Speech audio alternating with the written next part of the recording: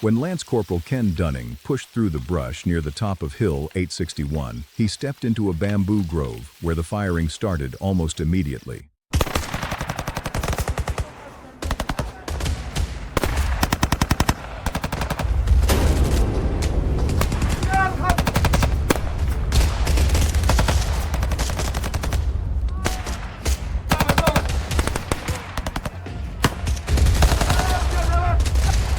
The rounds came in from very close range, cutting across the position before the men could even react.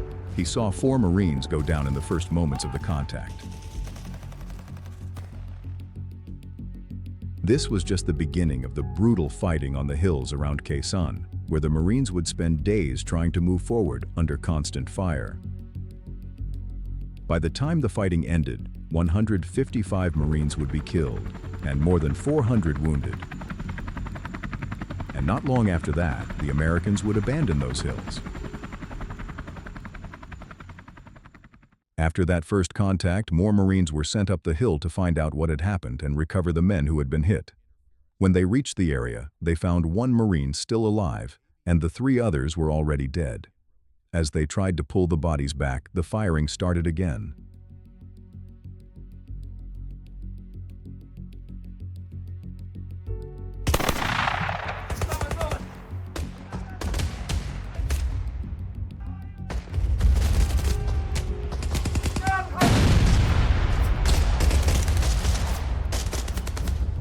It came from multiple positions around the summit, forcing them to break contact before they could recover everyone. Another squad was sent up, and they were able to pull 2 of the bodies out, but the hill stayed active the entire time. Each time Marines moved near the top, they drew fire. Helicopters were brought in to evacuate the wounded, but their approach pulled even more fire from the hill. Airstrikes were called in to suppress the positions just to get the aircraft in and out.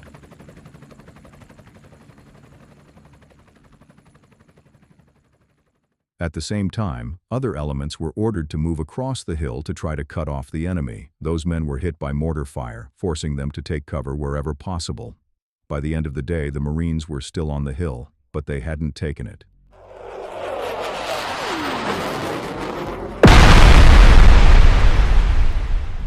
They had taken losses, pulled back where they had to, and dug in where they could.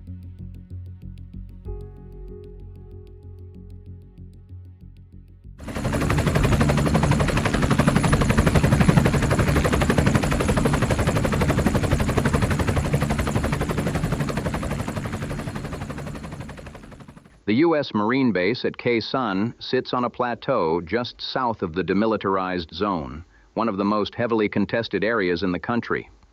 For weeks, North Vietnamese forces have been building up in the hills surrounding the base, moving regular Army units into fortified positions overlooking Marine lines. Those hills, 861, 881 North, and 881 South, give the enemy a clear advantage. From those positions, they can observe and threaten the base below. Over the past several days, U.S. Marines have been moving into those hills in an effort to push the North Vietnamese out.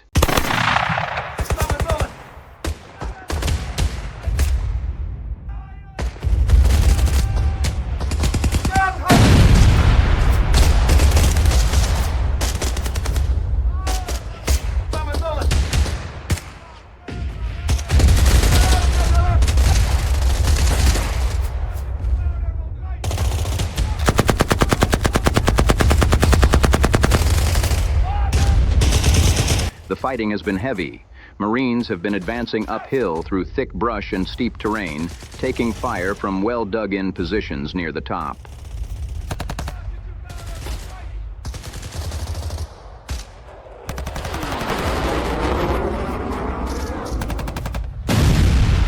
Airstrikes and artillery have pounded the top during the operation. Many Marines have been killed and wounded in this fight, and evacuations have proved difficult. The fighting remains ongoing. For now, the outcome is still uncertain, but to this reporter, it is clear that this will not be a quick fight.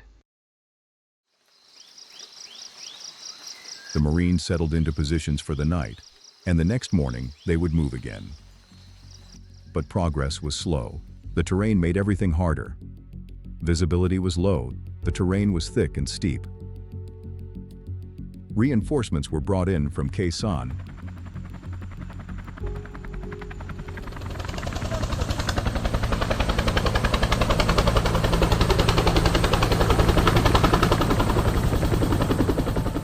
They moved in from different directions, trying to get a better angle on the positions that had already stopped the first advance. By the afternoon, multiple platoons were engaged on different parts of the hill, but none of them were able to move very far. And by nightfall, they dug in where they were. And by then, it was clear. This wasn't going to be a quick fight. It was going to take time. The hills around Quezon were strategic positions. Hill 861, along with Hills 881 north and south, overlooked the combat base below. From those positions, the North Vietnamese could observe movement, adjust mortar fire, and coordinate attacks against anything moving in or out of Quezon. Regular units from the North Vietnamese Army had been moving into the hills for months, digging in, building bunker systems, and preparing positions that were designed to hold against air and artillery. By the time the Marines moved onto those hills, they were facing a well-positioned force who was ready and willing to fight for it.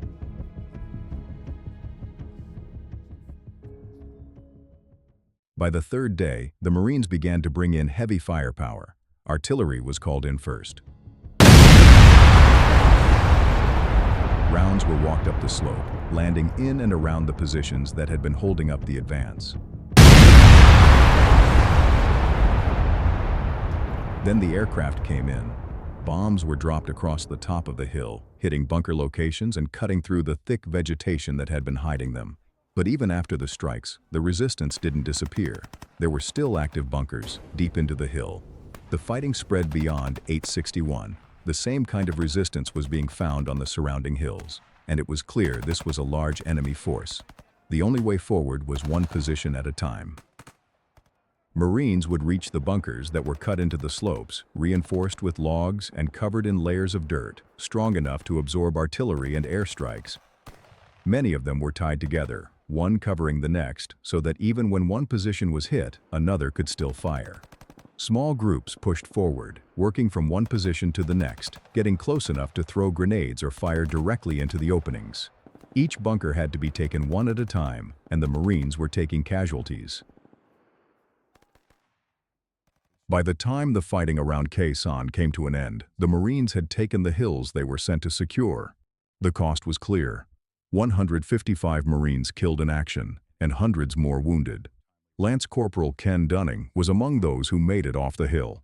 He had been there from the first contact, through the repeated attempts to move forward, through the fighting that spread across the hills and took days to finish.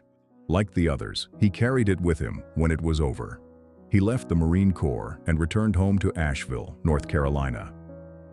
In the years that followed, he built a life away from those hills in South Vietnam.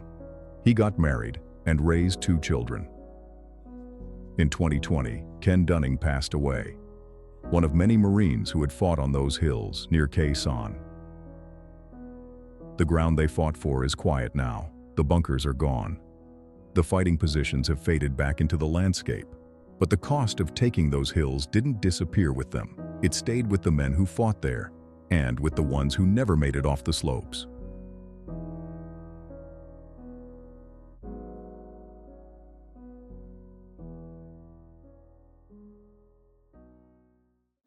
Hello.